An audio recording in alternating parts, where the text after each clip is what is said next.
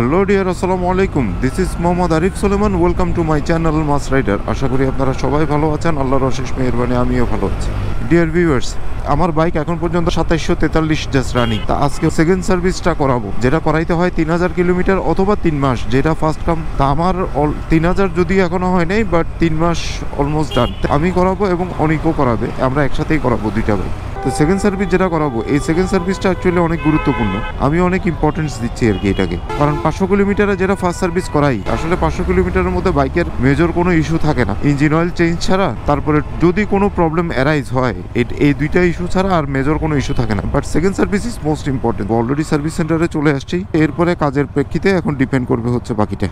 Dear viewers, service already ঢুকে গেছে। প্রথমেই বাইকটা ওয়াশরুমে চলে গেছে, ওয়াশরুমে ওয়াশ হবে। সার্ভিস সেন্টার আসলে প্রথমেই তারা ওয়াশরুম খালি থাকলে সার্ভিস শুরুর আগেই ওয়াশ করে ফেলে, আবার অনেক সময় সার্ভিস রুম বুক থাকলে পরে ওয়াশ করে। আমি যদিও পরে ওয়াশ করার পক্ষে, কিন্তু তারপরে যেহেতু ওয়াশ করতেছে প্রথমে, সো করে ফেলুক, সমস্যা নেই। তো বাইকের সার্ভিস অলরেডি শুরু হয়ে গেছে, বেতে উঠে গেছে আমার বাইক। তো ইঞ্জিন অয়েল প্রথমেই ড্রেন দিয়ে ফেললো। প্রথমে একবার চিন্তা করছিলাম এবার ইঞ্জিন অয়েলটা চেঞ্জ করে ফুল সিনথেটিকে চলে যাব, কারণ হিরোরই ফুল সিনথেটিক ইঞ্জিন অয়েল আছে 1200 ml। পরে আবার সিদ্ধান্ত নিয়েছি না, এবারও হিরোর মিনারেলটাই ইউজ করি। তো হিরো মিনারেলের যে সার্ভিসটা মিনারেল হিসেবে যথেষ্ট ভালো, এটারও আউটপুট যথেষ্ট ভালো। এটা ইউজ করে বেশ মজাই পাইছি। আর এটা হচ্ছে ইঞ্জিন অয়েল ফিল্টার। যদিও কোম্পানির নিয়ম হচ্ছে 6000 কিলোমিটার পর ইঞ্জিন অয়েল ফিল্টারটা চেঞ্জ করা, কিন্তু আমি প্রেফার করি আমার জন্য প্রতিবার ইঞ্জিন অয়েল চেঞ্জ করার সময় এই ফিল্টারটা চেঞ্জ করা। সেজন্য আমি প্রতিবার ইঞ্জিন অয়েল চেঞ্জ করার সময় এই ফিল্টারটা পাল্টাই। যথারীতি আমার খুব পছন্দের এবং খুব ফেভারিট রুবেল ভাই, হিরো চট্টগ্রাম সার্ভিস সেন্টারের একজন সিনিয়র মেকানিক, ওনার হাত দিয়েই আমি কাজগুলো করাই। ডিয়ার ভিউয়ার্স, আপনারা নিশ্চয়ই দেখতেছেন বাইকের রাইট সাইডের ইঞ্জিনের নিচে ক্লাচ প্লেটের সাইডে যে বাইরের যে পার্টসটা আছে এটা অলরেডি খুলে ফেলা হচ্ছে।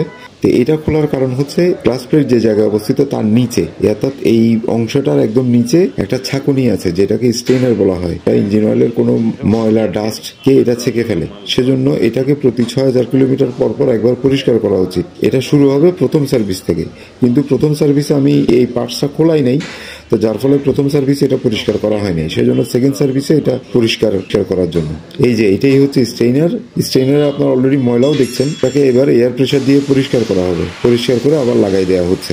আর ইঞ্জিনে এবং ইঞ্জিনের নিচের এবং আশেপাশের যে পার্টসগুলো আছে, এই পার্টসগুলোর সাথে প্রত্যেকটার সাথে গ্যাসকেট লাগানো থাকে, যাতে ভিতর থেকে কোনো কিছু বাইরে না আসে বা বাইরে থেকে কোনো কিছু ভিতরে না আসে। তো এই পার্টসগুলো খুললেই গ্যাসকেটটা নতুন দেওয়া উচিত। অনেক মেকানিক চায় না এই যে এই জায়গায় আগের গ্যাসকেটটা ঠিক থাকলে নতুন দিতে, কিন্তু গ্যাসকেটের দাম কম, যেমন এটার দাম ছিল 140 টাকা, সো এটা নতুনই দেওয়া উচিত।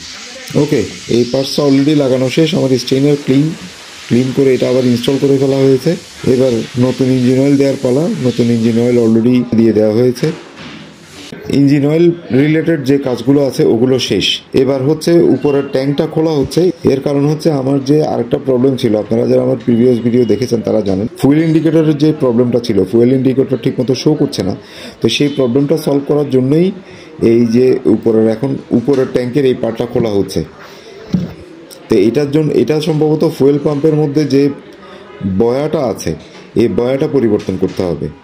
জি, ফাইনালি ডায়াগনোসিস হইল এই যে আমার বয়াটাই চেঞ্জ করতে হবে। আর এটাই হচ্ছে নতুন বয়া, যেটা আমি পুরোনোটার পরিবর্তে ওয়ারেন্টিতে এটা পাচ্ছি। এটার জন্য আমার কোনো কষ্ট দরকার হচ্ছে না। আমার বাইকটা যেহেতু হিরো এক্সট্রিম, আপনারা সবাই জানেন বাংলাদেশে দিস ইজ ফার্স্ট টাইম, যেটা ফাইবারের। আপনারা দেখতেই পাচ্ছেন ট্যাঙ্কটা, যার ফলে এটাতে জং ধরার কোনো আশঙ্কা নেই। এইটা খুলে ফেলা হয়েছে কারণ বয়াটা যেহেতু রিপ্লেস হবে, তো ফুয়েল পাম্পটা এই যে ট্যাঙ্কের নিচের দিকে থাকে, এই যে এইটাই হচ্ছে বয়া। এই যে জায়গায় আমরা বয়া বলছি বা যে পার্টসটা চেঞ্জ হচ্ছে, এইটাই হচ্ছে সেই পার্টস। এটার সাথে সেন্সরও যুক্ত থাকে, যেটা দিয়ে আমরা মিটারে ফুয়েল আমাদের কতটুকু আছে সেটা বুঝতে পারি, দেখতে পারি। আর আমার ফুয়েল ট্যাঙ্কে কিছু ফুয়েল ছিল, সেগুলো অলরেডি আগেই ক্যানে নিয়ে ফেলা হয়েছিল। অলমোস্ট কাজ শেষ। ওকে, ফাইনালি বয়াটাও চেঞ্জ, স্টেইনারও পরিষ্কার, আমার বাম পাশে যে চাপার ইস্যুটা ছিল সেটাও সলভ হয়েছে। সবকিছু মিলে যে প্রবলেমগুলো নিয়ে আমি আসছিলাম সবগুলোই 100% সলভড। ওকে ডিয়ার ভিউয়ার্স, সেই কাঙ্ক্ষিত সেকেন্ড সার্ভিস সমাপ্ত। এখন মাত্র সার্ভিস সেন্টার থেকে বের করলাম। আপনারা তো দেখলেনই আমার দুইটা ইস্যু ছিল। একটা হচ্ছে ফুয়েল পাম্পের ইন্ডিকেটর, ওটার বয়াটা তো চেঞ্জ হইলো দেখলেনই। আর এরপরে হচ্ছে চাপার যে প্রবলেমটা, ওরা আপাতত এখানে WD-40 দিয়ে ওরা ফ্রেশ করে দিছে, কারণ ওটা এখন কাজ করতেছে। তো পরবর্তীতে দেখা যাবে আর কি। সার্ভিসের পরে বাইকটাকে আরও তরতাজা লাগতেছে, খুব ফ্রি মনে হচ্ছে যেন একদম নতুন নিছি এরকম। এনিওয়ে সার্ভিসের ব্লগটা এইটুকুই, আরও কিছু চালানোর পরে আপনাদেরকে আপডেট দিব। আপনাদের যে কোনো প্রশ্ন থাকলে অবশ্যই আপনারা কমেন্টে করবেন, আমি চেষ্টা করব আপনাদেরকে আনসার দিতে। আজকে এইটুকুই, পরবর্তীতে দেখা হচ্ছে নতুন কোনো ব্লগে, নতুন কোনো বিষয় নিয়ে দেখা হবে, কথা হবে। ততক্ষণ পর্যন্ত সবাই ভালো থাকবেন, সুস্থ থাকবেন, নিরাপদে থাকবেন এবং অবশ্যই নিরাপদে বাইক রাইড করবেন। আর আমার এই ছোট্ট চ্যানেলটাকে যারা এখনও সাবস্ক্রাইব করেন নাই, প্লিজ প্লিজ প্লিজ সাবস্ক্রাইব করে দিবেন। আর ফেসবুক ভিউয়ার্স যারা আছেন তারা অবশ্যই প্লিজ পেজটাকে একটু ফলো করে দিয়ে আজকের মতো এখানেই বিদায় নিচ্ছি। খুদাহাফেজ।